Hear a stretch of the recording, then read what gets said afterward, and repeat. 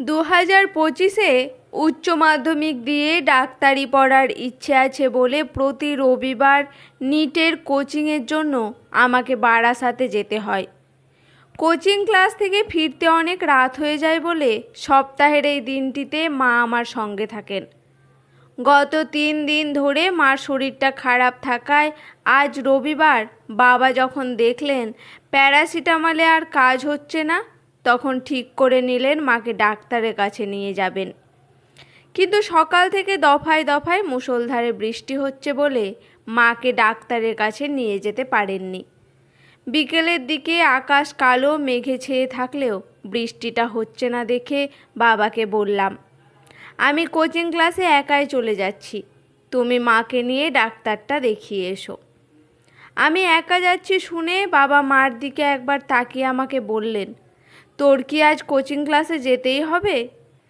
বললাম, আজ পরীক্ষা আছে। বাবা বললেন, অত রাতে তুই একা ফিরবি, যদি কোনো অসুবিধা হয় তার থেকে চল আজ আমি বরং তোর সঙ্গে যাই। তোর মাকে না হয় কাল একবার বসিরহাটে নিয়ে গিয়ে ডাক্তার দেখিয়ে আসব। 10 বছর বয়সে ক্যারাটে ট্রেনারের কাছে ভর্তি করে দিয়ে বলেছিলে সেলফ ডিফেন্সের জন্য এটা শিখে রাখ।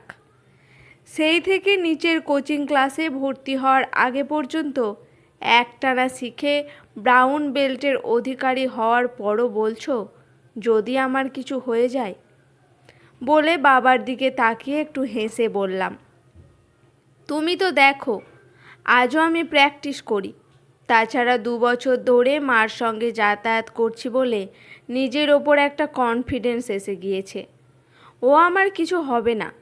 বলে বললাম, এতদিন ধরে যাতায়াত করছি, কোনো দিন অসুবিধে হয়েছে কি? তাছাড়া ট্রেনে তো অন্য লোকজনও থাকে, তুমি অত চিন্তা করছো কেন? আমি ঠিক চলে আসব। তুমি বরং মাকে আগে ডাক্তারটা দেখাও। মার জ্বর আর কাশি 3 দিন হতে চলল, একটুও কমেনি। বাবা আমার কথা না শুনে বলেছিলেন, তুই সন্ধ্যের যে 5:52 ট্রেনটায় যাস সেটা নিয়ে চিন্তা করছি না, চিন্তা হচ্ছে তোর ফেরার ট্রেনটা নিয়ে। বলেই বললেন, ফিরিস তো সেই রাত 10:13 বারাসাত হাসনাবাদ লোকালে, যেটা হাসনাবাদে পৌঁছতে পৌঁছতে 11:30 বেজে যায়। এইভাবেই তো 2 বছর ধরে যাতায়াত করছি। কথাটা যেই বলেছি বাবা সঙ্গে সঙ্গে বলেছিলেন, অন্যদিন তোর মা সঙ্গে থাকে, আর আজ তুই অত রাতে একা ফিরবি। একবার ভেবেছিস তোর চিন্তায় আমাদের দুজনের কি অবস্থা হবে? তখন বাধ্য হয়ে বলেছি, যদি অতই চিন্তা করো তাহলে ডাক্তারি পড়ানোর চিন্তা বাদ দিতে হবে। কথাটা মুখ ফসকে বলে ফেলে বুঝতে পেরেছি এভাবে কথাটা বলা উচিত হয়নি। তাই ঢোক গিলে বললাম, ঠিক আছে, আমি তোমার মোবাইলে আমার লাইভ লোকেশন দিয়ে রাখছি, এছাড়াও তুমি সময় সময় ফোন করবে। আমার কথা শুনে মা তখন বাবাকে বললেন, মেয়ে এখন বড় হচ্ছে, একা তো ওকে ছাড়তেই হবে, ও যাক, তুমি চিন্তা করো না। তুমি বরং একটা টোটো ডাকো, এরপর আবার বৃষ্টি নামলে যেতে পারবো না। মার কথা শুনে আর কিছু না বলে বাবা আমার মোবাইলটা নিয়ে নিজের মোবাইলে আমার লাইভ লোকেশন সেন্ড করে দিয়ে বললেন, কোচিং থেকে বেরোবার আগে আবার লাইভ লোকেশন পাঠিয়ে দিবি। ঠিক আছে বলে আমি রুমা 5:52 ট্রেনটা ধরবো বলে বেরোলাম। বাবাও মাকে নিয়ে ডাক্তারের কাছে গেলেন। পরীক্ষা দিয়ে কোচিং থেকে বাইরে বেরিয়ে দেখি জোর না হলেও বৃষ্টি হচ্ছে। বাবার হোয়াটসঅ্যাপে আমার লাইভ লোকেশন পাঠিয়ে দিয়ে ফোন করে বললাম, ডাক্তারবাবু মাকে দেখে কি বললেন? ওষুধ দিয়েছে আর বলেছে গরম জলের ভাপ নিতে বলে। বাবা বললেন, তুই এখন কোথায়? বললাম, ট্রেনে যাচ্ছি, ট্রেনে উঠব, আবার ফোন করব বললাম। তোমার হোয়াটসঅ্যাপে লাইভ লোকেশন পাঠিয়ে দিয়েছি। বাবা ঠিক আছে বলে ফোনটা কেটে দিয়ে ব্যাগের মধ্যে রেখে ব্যাগ থেকে ছাতা বের করে রাস্তায় এসে একটা টোটো ধরে স্টেশনে যখন এলাম তখন 10:07। প্ল্যাটফর্মে হাসনাবাদ লোকাল দাঁড়িয়ে আছে, কিন্তু তেমন লোকজন নেই। লেডিস কম্পার্টমেন্টের দিকে এগিয়ে যাচ্ছি তখন প্ল্যাটফর্মের ঘড়িতে 10:09 হয়ে গেছে। দেখে একটু পা চালিয়ে লেডিস কম্পার্টমেন্টে এসে দেখি কম্পার্টমেন্টটা একদম ফাঁকা, কেউ নেই। ফাঁকা কম্পার্টমেন্টের দিকে তাকিয়ে মনে মনে ভাবলাম, প্রতি রবিবারেই তো আমি এই ট্রেনেই যাই, কিন্তু কোনো দিন এরকম একদম ফাঁকা দেখিনি। পরেক্ষণেই মনে হলো আজ হয়তো সকাল থেকে বৃষ্টি হচ্ছে, তার ওপর রবিবার বলে হয়তো মানুষজন তেমন বার হয়নি। লেডিস কম্পার্টমেন্টে একদম ফাঁকা বলে সেখানে না বসে এগিয়ে এসে পাশের কম্পার্টমেন্টে উঠে দেখলাম 14 জন প্যাসেঞ্জার বসে আছে, যাদের মধ্যে কোনো মহিলা নেই। কোনো মহিলা নাই দেখে অন্য কম্পার্টমেন্টে যাব বলে যেই ঘুরে নামতে গেছি, হর্ন বাজিয়ে ট্রেনটা ছেড়ে দিল। ভেতরে ঢুকে উল্টো দিকের একটা সিটে যখন বসছি, তখন কম্পার্টমেন্টের সবাই আমাকে দেখছিল। সিটে বসে ছাতাটাকে হাতের পাশে রেখে ব্যাগ থেকে ফোনটা বার করে বাবাকে ফোন করে বললাম, ট্রেন ছেড়ে দিয়েছে, পিছন দিক থেকে লেডিসের আগের কম্পার্টমেন্টে আছি, তুমি কিন্তু স্টেশনে এসে।